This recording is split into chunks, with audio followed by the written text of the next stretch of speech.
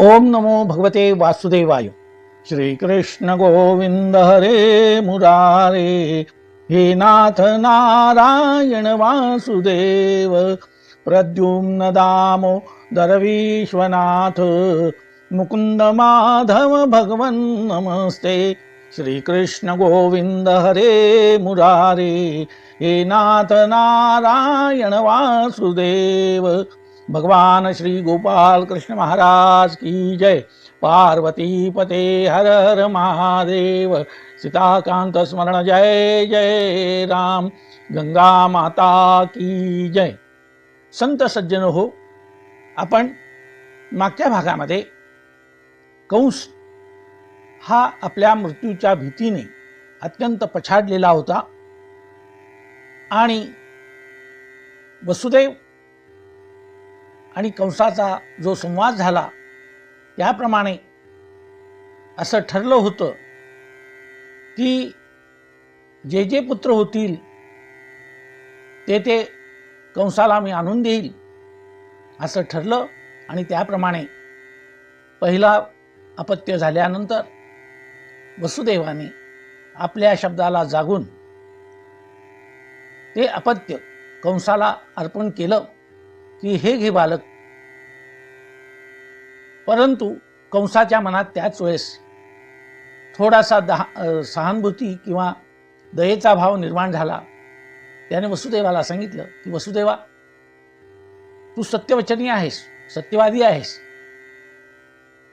तेव्हा तू हे अपत्य मला आणून दिलं आहे, परंतु याच्यापासून मला काही धोका नाही।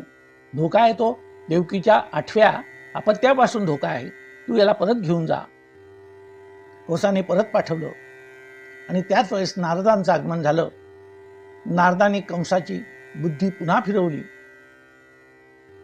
की या देवांचा भरोसा नाही आणि गोकुळातले जे काही आहेत सर्व ते तुझे शत्रू आहेत, तू कोणालाही सोडू नकोस। कंसाची बुद्धी फिरली। त्याने परत जाणाऱ्या वसुदेवाला परत बोलवलं आणि तो चिमुरडा जीव एका शिळेवर आपटून त्याला ठार केलं। परंतु यामुळे कंसाला अशी एक भीतीच निर्माण झाली की वसुदेवाच्या कोणत्याही पत्नीपासून होणारं मूल आपला घात करीन। एवढंच काय, पण यदुकुळातील कोणतंही मूल जर मोठं झालं तर ते सुद्धा आपला घात करू शकतं। आतापर्यंत वसुदेवाच्या इतर पत्न्या त्याच्याबरोबरच राहत होत्या, परंतु कंसाचा हा विचार वसुदेवाच्या लक्षात आलं। त्याने अंदाज घेतला आणि वसुदेवाने आपली दुसरी पत्नी जी होती ती पत्नी गोकुळामध्ये जो नंद राजा होता त्याचा मित्र होता, त्याच्याकडे गुप्तपणे पाठवून दिलं। नंदाची पत्नी यशोदा ही रोहिणीची मैत्रीण होती।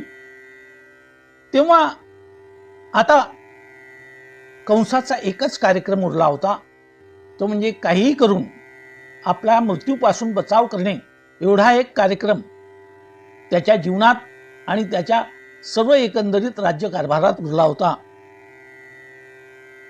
त्याने आपल्या संरक्षणासाठी जरासंध याची मदत घेतली। जरासंध कृष्णाचा सासरा होता। प्रलंब, बक, चाणूर, तृणावर्त, अद्य, मुष्टिक, अरिष्ट, विविध, पूतना, केशी, धेनुक, बाणासूर, भौमासूर, त्याचप्रमाणे इतरही जे दैत्य होते, दुष्ट दैत्य, त्यांना सर्वांना हाताशी धरलं आणि यादवांचा संहार सुरू केला। यावेळेस यादव कंसाच्या भीतीने आजूबाजूचे जे प्रदेश होते, देश होते, तिथे निघून गेले। कोणी पांचाल, केकेय, शाल्व, विदर्भ, निषद, विदेह, कौशल इत्यादी जे देश होते आजूबाजूचे तिथे सर्व निघून गेले। मध्यंतरीच्या काळामध्ये देवकीला 6 पुत्र झाली। ती सर्वच्या सर्व त्या कंसाने ठार केली। त्यानंतर देवकीला 7वा गर्भ राहिला तो गर्भ म्हणजे भगवान शेष यांचा अंशावतार होता. तेव्हा त्यांनी आपल्या योग मायेला पाचारण केले भगवंतांनी आणि तिला आज्ञा केली, गच्छ देवी व्रजम भद्रे गोप गोपीभि अलंकृतम रोहिणी वसुदेवस्य भार्यास्ते नंद गोकुले. की वसुदेवाची जी पत्नी आहे तिला याच्यामध्ये गोकुळामध्ये तू घेऊन जा. देवक्या जठरे गर्भम शेषाख्यम धाम मामकम ततः सन्निकृष्य रोहिण्या उदरे सन्निवेशय. भगवान योगमायेला म्हणाले, हे देवी, तू आता गाई गोपी आणि निरनिराळ्या वनश्रीने अलंकृत झालेल्या नटलेल्या गोकुळात जा. तेथे वसुदेवाची पत्नी रोहिणी राहते. सध्या माझा शेष नावाचा अंश देवकीच्या गर्भात राहिलेला आहे. तेथून तू त्याला काढून घे व रोहिणीच्या गर्भामध्ये स्थापन कर.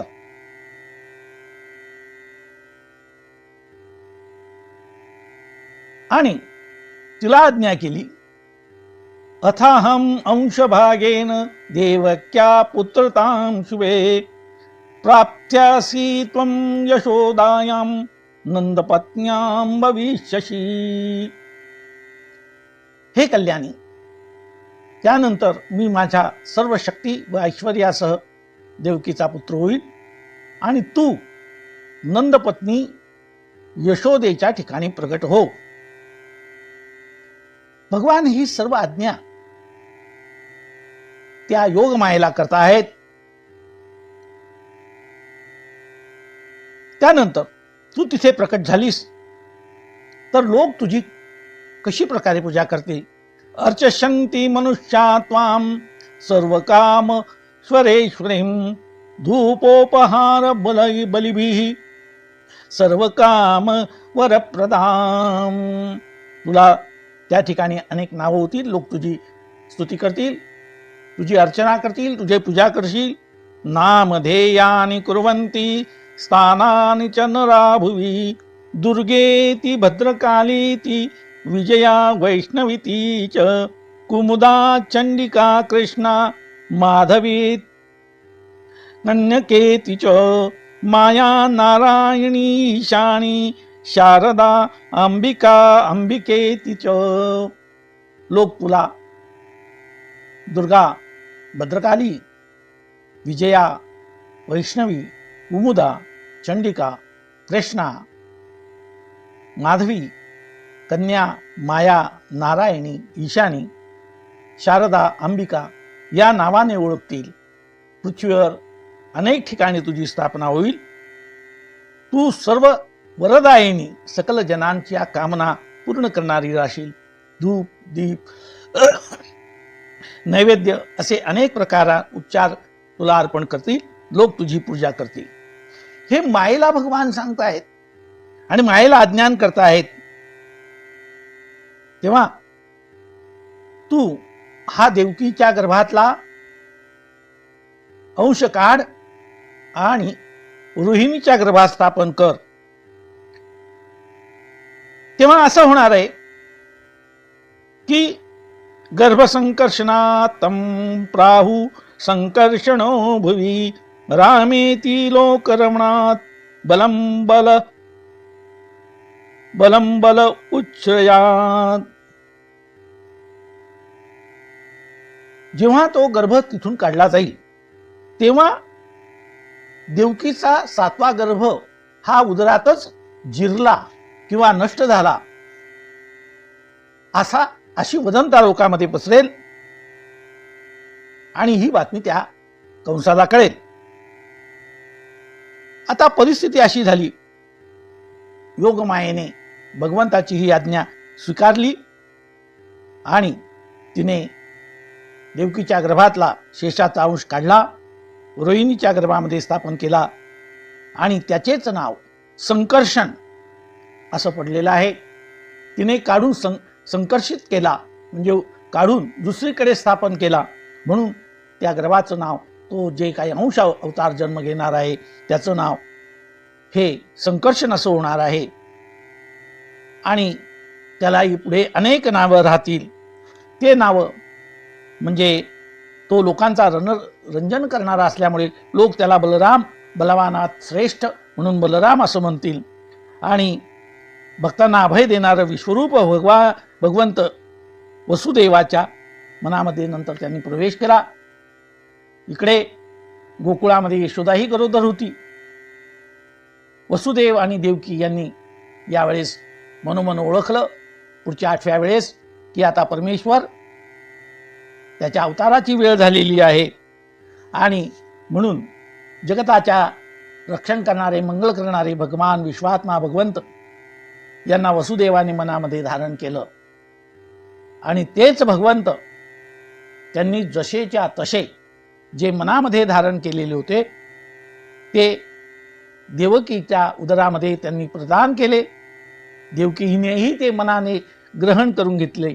आणि आता अवताराची वेळ होण्याची वेळ आलेली आहे. अवतार होण्याचा तो समय आलेला आहे.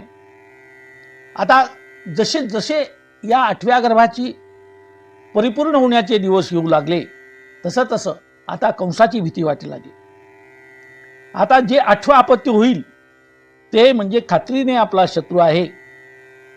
काही काही वेळेस या कंसाला वाटत होतं की आताच जावं, देवकीला मारून टाकावं, म्हणजे गर्भही नष्ट होईल, देवकी नष्ट झाली तर गर्भ आपोआप नष्ट होणार आहे. त्याच्या मनामध्ये काहूर निर्माण झालं, काय केलं पाहिजे.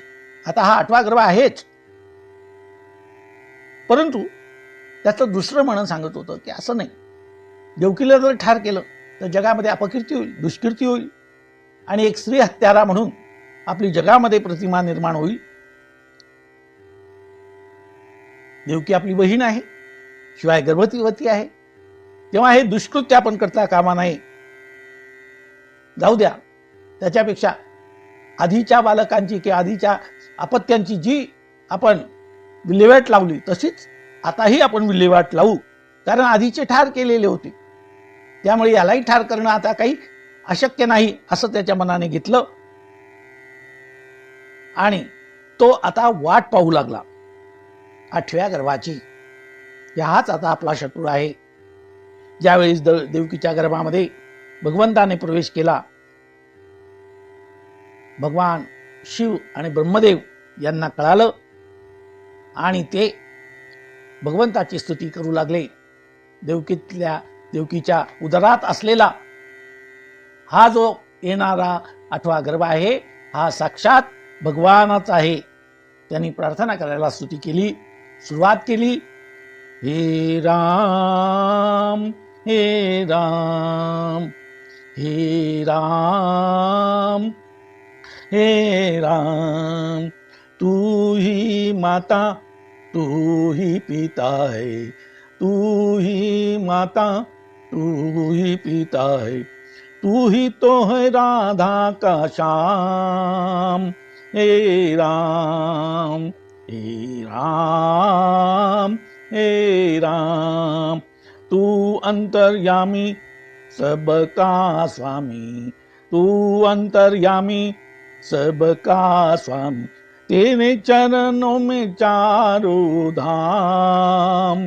हे राम हे राम हे राम, तू ही बिघाड़े तू ही सवारे, तू ही बिघाड़े तू ही सवारे, इस जग के सारे काम.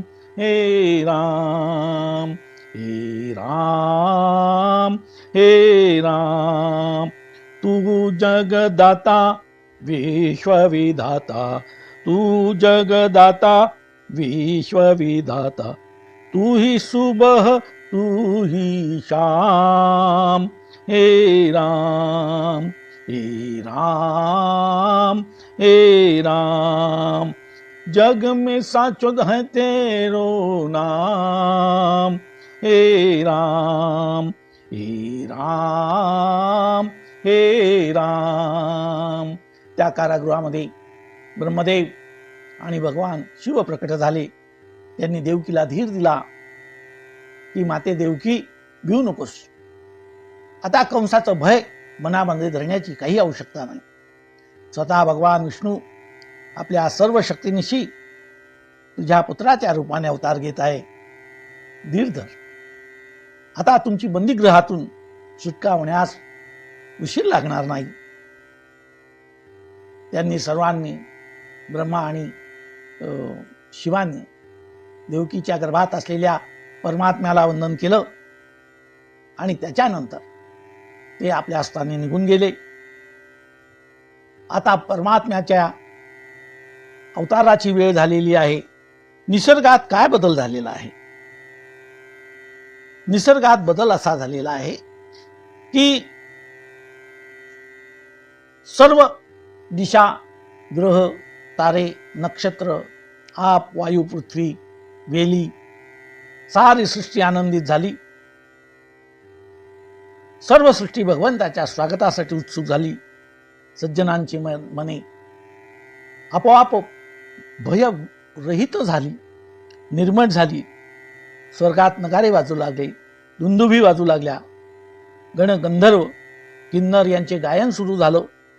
सिद्ध, चारण भगवंताची स्तुती करू लागले. अप्सरा, विद्याधरी नृत्य करू लागल्या. पक्ष्यांची कुजणे विलक्षण, मधुर असा सुंदर, मनमोहक असे ध्वनी करू लागली. पावसाळ्याची, वर्षा ऋतूची ती रात्र होती. वर्षा ऋतू, पावसाळा आणि जलदांची हृदय भरून आलेली होती आणि पृथ्वीला आपल्या थेंबांनी ते रोमांचित करीत होते. अशी ही ततो जगन्मंगलम अच्युतांश समाहितेन सुरसुते शूरसुतेन देवी दधार सर्वात्मकम आत्मभूतम काष्णाम यथा आनंदकरम मनस्तः. जगताचे मंगल करणारे असा परमात्म्याची वेळ झाली होती. सर्व सृष्टी स्वागताला तयार होती. आगच्छ देवदेवेश तेजोरासे जगत्पते. सा देवकी सर्व जगन्निवास भूतां नितरां नरेजे तां वीक्ष्य कंस प्रभयादितान्तरां विरोचन्तीं भवनं शुचिस्मिताम्. ऐषा मे प्राणहरो हरिर्गृहा ध्रुवं श्रीतो जन्नपुरे पुरेयाम ईदृशी.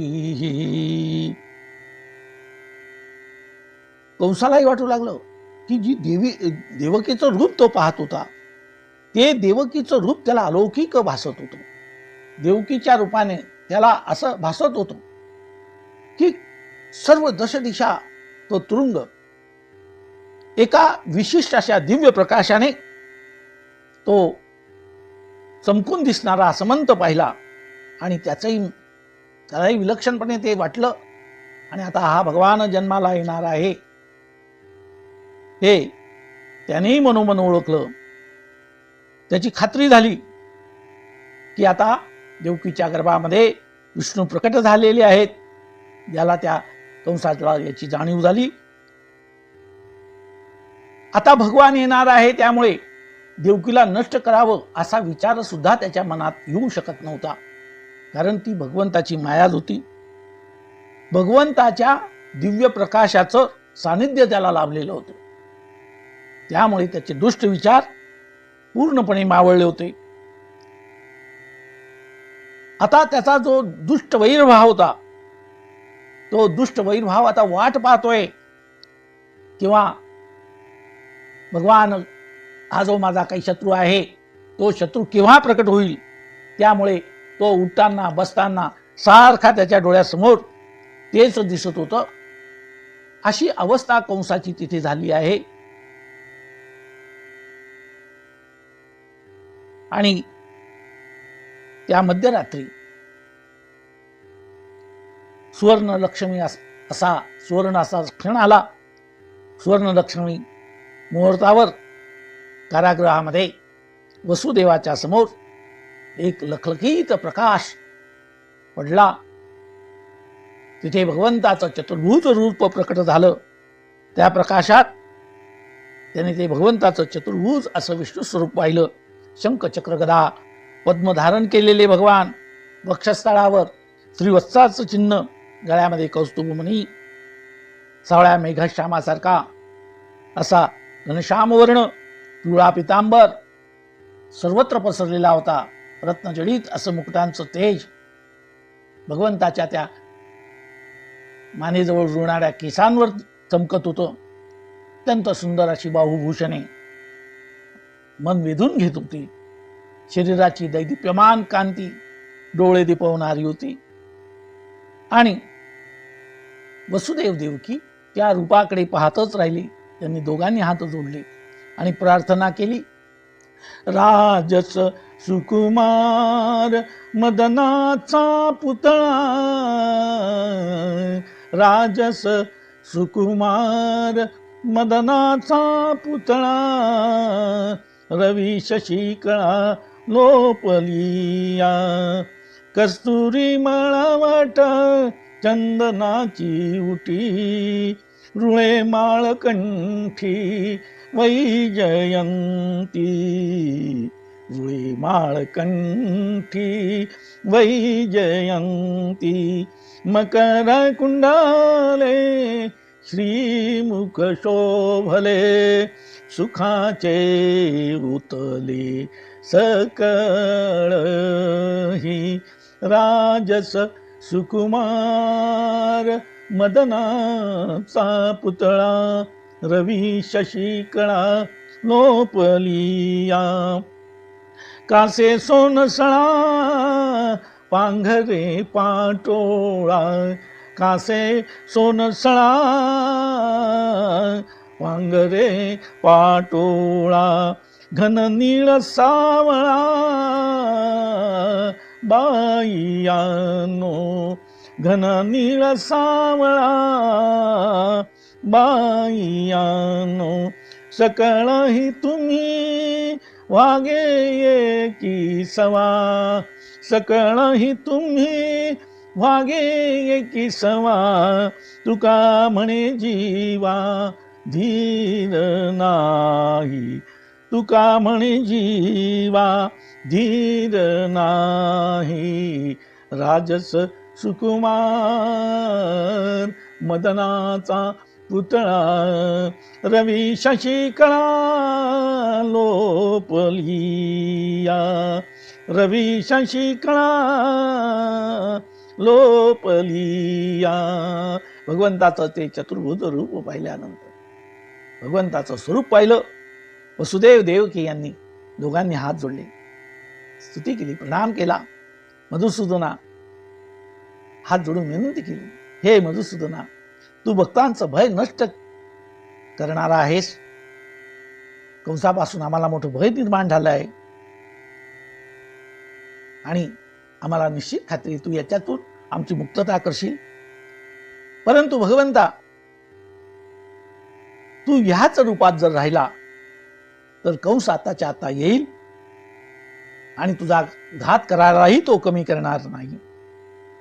हे जे रूप आहे हे आम्हाला आवडतं, आवडे हे रूप गोजिरे सगुण, पाहता आलोचन सुखावले, आता दृष्टी पुढे ऐसाची तुला हे जो मी आहे तुझं वेळोवेळा.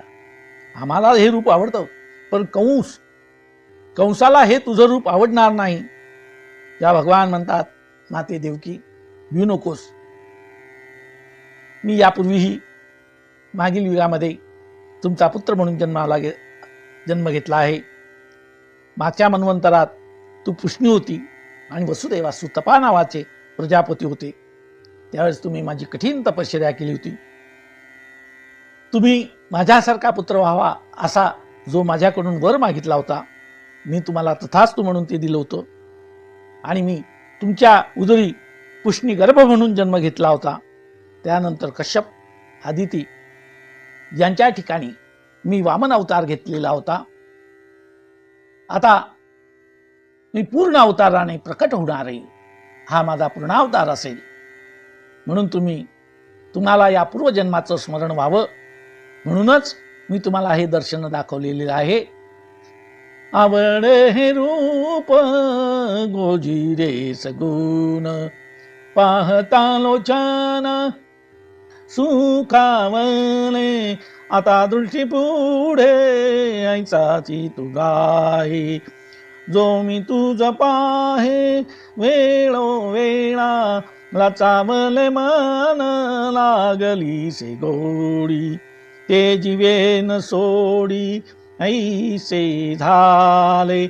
तुका म्हणे आम्ही मागावे लढीवाळी, पुरवावी आळी माय बापा. पुरवावी आळी माय बापा. आता दृष्टी पुढे ऐसाची तुरा आहे, आता दृष्टी पुढे ऐसाची तुरा आहे. माझं मूळ स्वरूप तुम्हाला दिसावं, त्याची स्मृती यावी, त्याची आठवण व्हावी, स्मरण व्हावं, यासाठी भगवंताने हे रूप वसुदेव आणि देवकी यांना दाखवलं आहे. आणि तुम्ही आता जी माझी काही सेवा करणार आहात, तो पुत्रभाव, तो ब्रह्मभाव या रूपाने माझं चिंतन करा. भगवान सांगतायत की तुम्हाला माझी मद्रूपता ही प्राप्त होणार आहे. आता मी हे रूप आवरेल आणि एखादा लहान बालक असावा, अर्भक असावा, त्याप्रमाणेच मी रूप घेईल. आता वसुदेवा, तुम्हाला इथून उचल, गोकुळात घेऊन जा, नंद बाबाच्या घरी यशोदेजवळ ठेव. ही यमुना नदी त्यासाठी तुला पार करावी लागेल. यशोदा आता प्रसूत होऊन तिला कन्या झाली आहे. आता तू इकडे त्या कन्येला घेऊन ये आणि मला त्या ठिकाणी ठेवून जेव्हा तू परत येशील तेव्हा देवकीला कन्या झाली हे सांग. इथे कुठल्याही प्रकारचा तुला अडथळा निर्माण होणार नाही असं भगवंताने आश्वासन दिलं आणि चतुर्भुज रूप आपलं आवरलं आहे.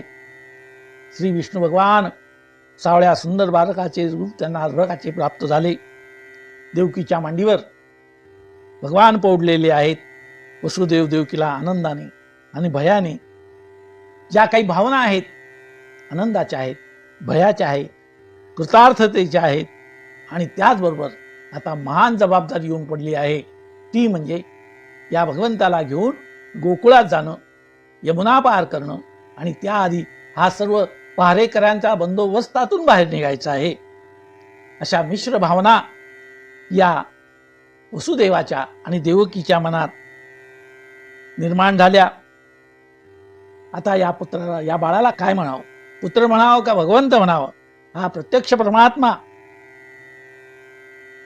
एक म्हणते की नाही, हा तुझा पुत्र नाही, हा प्रत्यक्ष परमात्मा जगन्य आता यदा यदा धर्मस्य, असं ज्याने आश्वासन दिलेलं आहे तोच हा परमात्मा आहे. दुसरं मन सांगत होतं असेल परमात्मा, पण आता या क्षणी तर तो आमचा पुत्र आहे ना. आणि अशा त्या संमिश्र भावनेमध्ये देवकी आणि वसुदेव आहेत.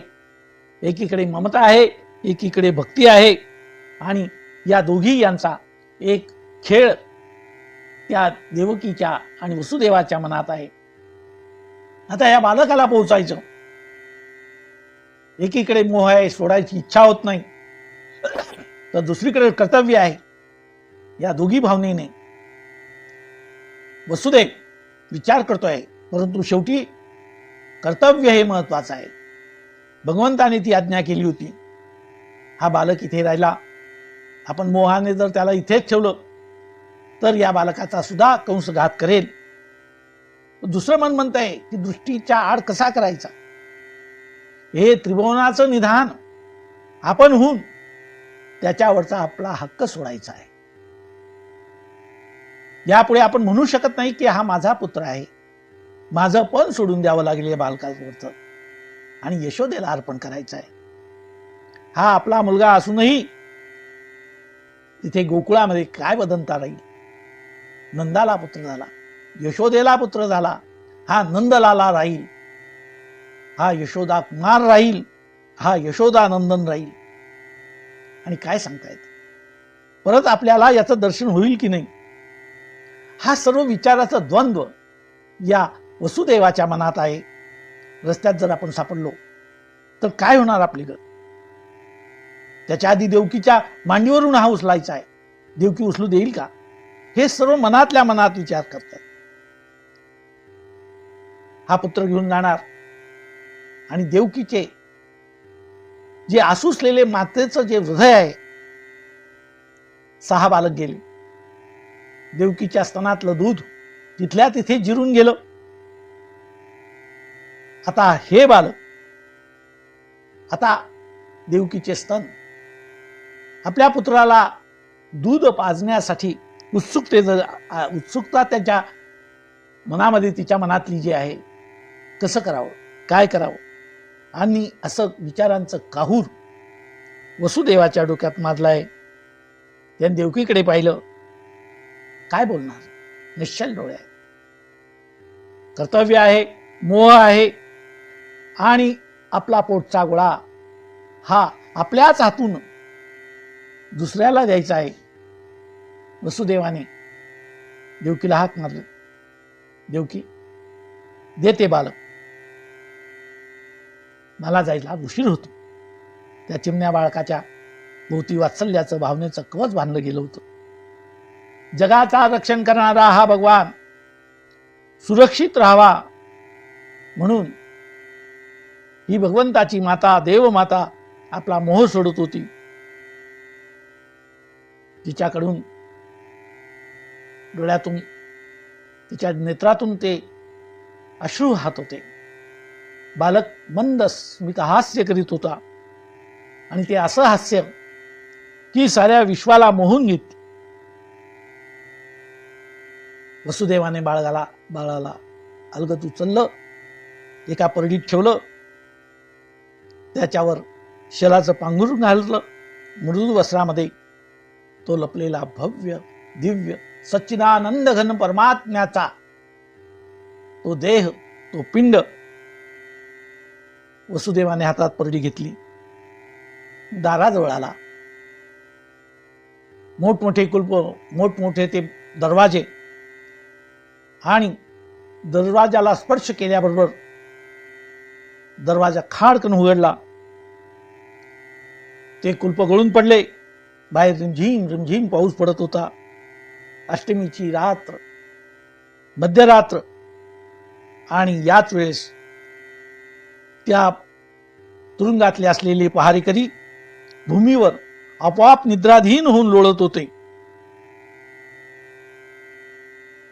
हलक्या पावलाने वसुदेव बाहेर आले आणि ती परडी घेऊन आता ते निघालेले आहेत. पाऊले चालती गोकुळाची वाटे. वसुदेवाची पावलं गोकुळाच्या वाटेने निघालेली आहेत. यमुना आली, यमुना तीरी आले. पाणी वर चढत होतं. पावसाळ्याचा पूर आलेला होता. तेवढ्यात एक मोठा नाग त्या परडीजवळ आला. उंच मान केली आणि त्या प्रचंड नागाने आपला फणा विस्तारला आणि पावसाच्या जलापासून, वर्षा ऋतूच्या जलापासून संरक्षण व्हावं म्हणून त्याने आपल्या छत्रीसारखा तो फणा पसरवला. आणि वसुदेव आता यमुना पार करू लागले. देवाचं नाव घेतलं, यमुनेत पाऊल ठेवलं. श्रीमन्नारायण श्रीमन्नारायण श्रीमन्नारायण नारायण नारायण. यमुनेने वाट करून दिली. पहिल तीरावर वसुदेव जाऊन पोहोचले. झरझर पावलं गोकुळाकडे निघाली. पावसाळ्यात त्यावेळेस अंधारी रात्र, गवळीवाडे दुरूनच त्या मिनमिनते दिवा त्या घरात पडशीवर लावलेला, ते अंधुक असं ते गाव गोकुळाचं दिसत होतं. नंदबाबाचं घर, त्या कोनड्यामध्ये एक छोटीशी पंटी लावलेली होती. सर्व गोकुळ निद्राधीन झालेलं होतं. वसुदेवांनी नंदाच्या गृहात प्रवेश केला. सर्व निद्राधीन, कोणीही जागे नाही. ही परमात्म्याची योगमाया. विश्वेश्वरीं जगद्धात्रीं स्थितिसंहारकारिणीं निद्रां भगवतीं विष्णुरतुलां तेजसा प्रभु. निद्रारूपे होऊन तू विश्वामोहिषी, ज्ञानस्वरूपे होऊन तू अज्ञाना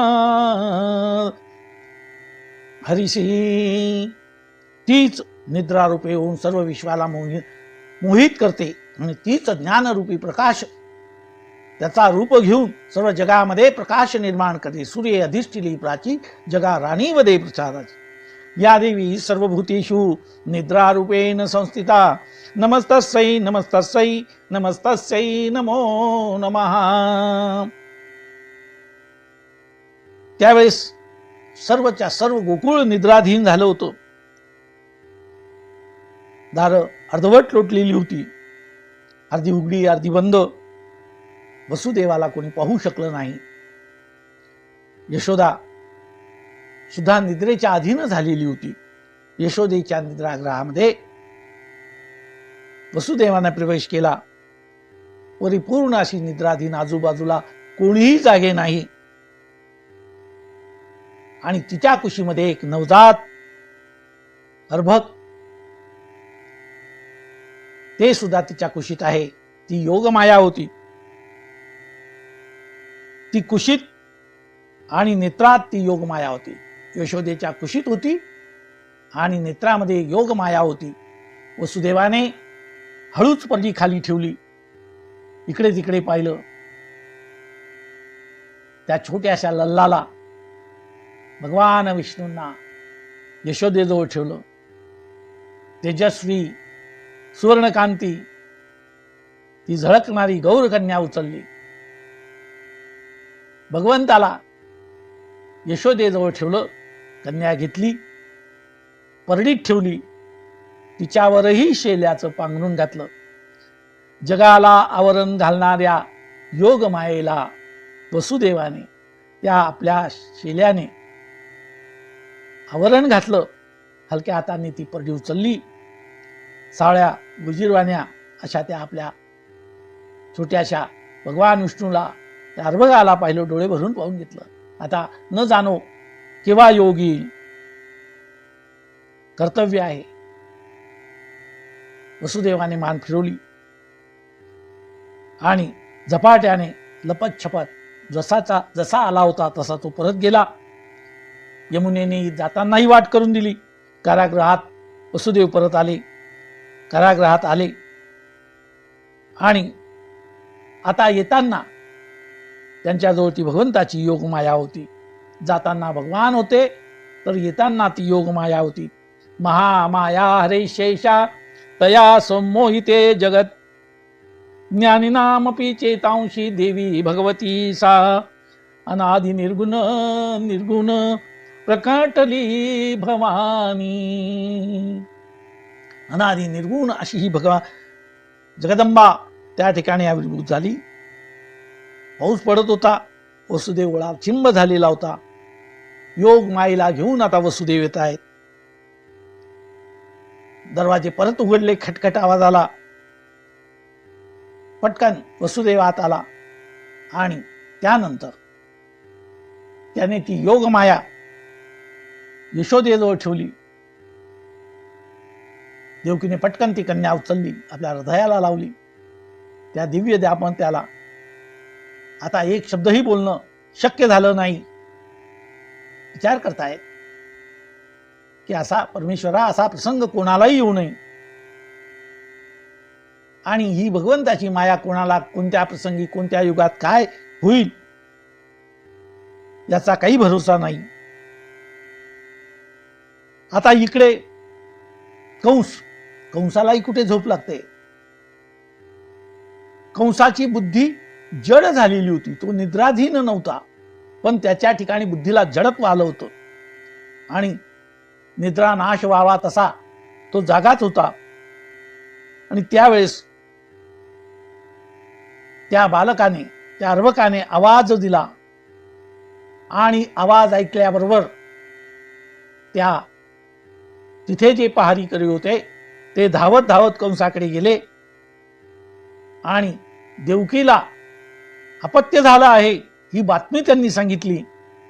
कंस चवताळून तिथे आला. आता होऊ द्या, जो काही मोक्ष करायचा आहे तो झाला पाहिजे. तो देवकीजवळ येऊन उभा राहिला. त्याने देवकीकडे मोठ्या क्रोधाने पाहिलं, वसुदेवाकडे रागाने पाहिलं आणि त्या छोट्याशा अर्वाकाकडे अत्यंत चीड येऊन केव्हा याला ठार करू अशा रक्ताळलेल्या लाल भडक नेत्राने पाहू लागला. आणि एका क्षणात ते अपत्य त्यांनी हिसकावून घेतलं.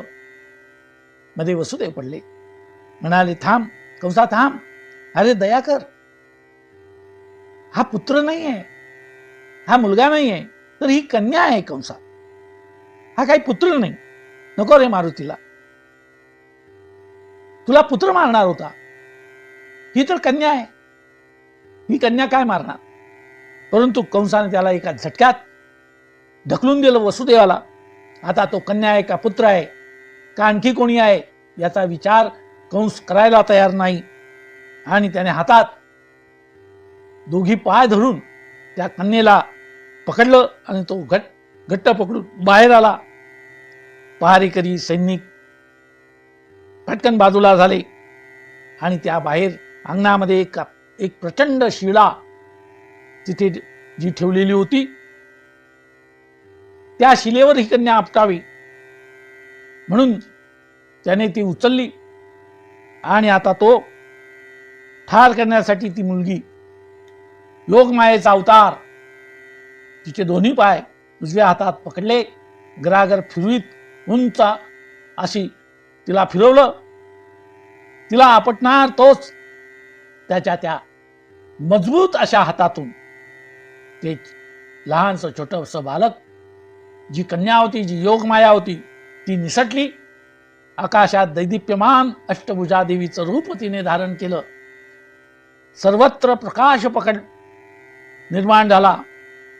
त्याच्या हातातून निसटल्याबरोबर कंस आश्चर्यचकित झाला आणि तो वर पाहतोय त्यावेळेस त्याला मोठं आश्चर्य वाटलं. ती अष्टभुजा देवी होती. अरे मूर्खा कंसा, मी परमेश्वराची अचिंत अशी शक्ती आहे, तुझ्या हाती कशी रे सापडणार. ज्याला तू मारायला टपलेला आहेस तो तुझा शत्रू दुसरी ठिकाणी सुखाने वाढत आहे. तेव्हा हे कंसा, तू हे जे काही आपल्या मनात ठरवलेलं आहे ते खोटं आहे. कंसा, तू मूर्ख आहेस. अरे ही योग माया आहे. योग माया तुला काय सापडणार आहे. कंस त्या ठिकाणी भयभीत झाला आणि कंस भयभीत झाल्यावर ती अष्टभुजा देवी त्याला तिचं स्वरूप दाखवून विद्युत गतीने ती विंध्याचल पर्वतावर जाऊन पोहोचली. भगवंताने विश्रांतीसाठी तिला विंध्याचल पर्वतावर निर्माण केलं. तिच्या 8 हातामध्ये ते जे काही त्याने रूप पाहिलं होतं ते पाहिलं आणि आता कंस सुद्धा भयभीत झाला. जय देवी जय विंध्यवासिनी, ओवाळू आरती तुझला भवभय उद्धरणी. तू चंडिका, तू अंबिका, तू आदिमाया शक्ती, महाकाली, महालक्ष्मी, महासरस्वती. व्यापून या ब्रह्मांडासी अणुरेणु तवस्ती, सुरवर मुनी जनयोगी तुझला स्तविती. जय देवी जय विंध्यवासिनी, ओवाळू आरती तुझला भवभय उद्धरणी. कंसे क्रोधे मारियले साही बालका, 8वे वेळी यशोदेच्या गर्भी अंबिका. कंसे हाती गुप्त झाली विद्युत दीपिका, विंध्यवासिनी नाम तुझे पडी आले लोका. जय देवी जय विंध्यवासिनी, ओवाळू आरती तुझला भवभय उद्धरणी. निद्रा रूपे होऊन तू विश्वामोहिषी ज्ञानस्वरूपे होणी तू अज्ञानारसी बुद्धिरूपे होणी तू वैभवादेशी शिवस्वरूपी नारायण तू कुंडलिनी होसी जय देवी जय विंध्यवासिनी ओवाळू आरती तुझला भवभय उद्धरणी काम क्रोध मद महिषासुर अंगी मातले माया मोह ममता गुणे स्वस्वरूपा भुलले वारुण यासी जगदंबे तू दावी पाऊले जन्मोजन्मी गोपाळाने चरण इच्छिले जय देवी जय विंध्यवासिनी ओवाळू आरती तुझला भवभय उद्धरणी ओवाळू आरती तुझला भवभय उद्धरणी बोला जगदंबा माता की जय विंध्य पर्वत निवासिनी माता अष्टभुजा माता की जय। त्या भगवतीने विंध्य पर्वतावर वास केला। या विश्वामध्ये लोक तिची अनेक प्रकारे पूजा करू लागले, अनेक नावांनी तिचं अर्चन होऊ लागलं, अनेक ठिकाणी तिच्या मंदिरांची मूर्तींची स्थापना झाली। आपणही आपल्या परीने त्या जगदंबेची स्तुती केली, तिची आरती केली आणि शब्द सुमनांनी तिची पूजा केलेली आहे। जसा भगवान गोपालकृष्णांचा प्रादुर्भाव किंवा भगवान गोपालकृष्ण या ठिकाणी अवतरले, त्याच क्षणाला ही योगमाया सुद्धा अवतरलेली आहे। हा सुद्धा योगमायेचा प्रकट दिन आहे, म्हणून आपण आपल्या परीने तिला वंदन पूजन भजन केलं पाहिजे। म्हणून आपण तिच्या चरणी ही सेवा समर्पित करीत आहोत। आता मोहाने अंध झालेल्या कंसाचे डोळे खाडकन उघडले। काय झालं? ती कन्या निघून गेली आणि जो आपला शत्रू होता तो शत्रूही आता आपल्या नाशासाठी प्रयत्नशील राहील याची कंसाला जाणीव झाली।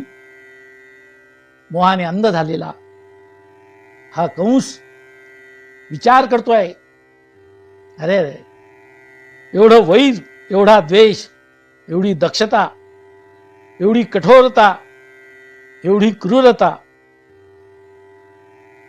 काय उपयोगी पडली? 6 बालकांची निर्दयपणे हत्या केली। देवकीला आपण या 12-14 वर्षात ज्या काही यातना दिलेल्या आहेत त्याचं काय? वसुदेवाचा छळ काय मिळवलं आपण? कंस मनात विचार करतो आहे, मृत्यूच्या भीतीने मी बहिणीचं नातं विसरलो, मी मेहुण्याचं नातं विसरलो। अरे अरे अरे, आकाशवाणीने मला फसवलं, आकाशवाणीने फसवलं। आकाशवाणी झाली नसती तर मी या स्तराला आलोच नसतो। जे होतं ते व्हायचं असेल ते झालं असतं। आकाशवाणीने घात केला।